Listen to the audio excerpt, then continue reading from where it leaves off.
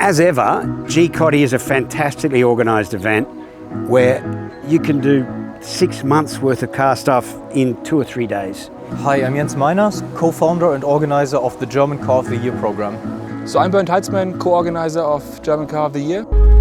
We're here at Villa Raab in Alsfeld, Hessen for our annual summer test event. 40 journalists, 60 cars and altogether over 100 people.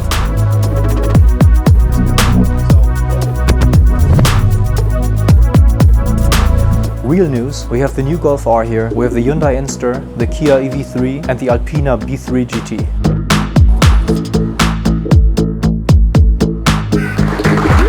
In our awards program we have 5 categories: compact, premium, luxury, performance and new energy.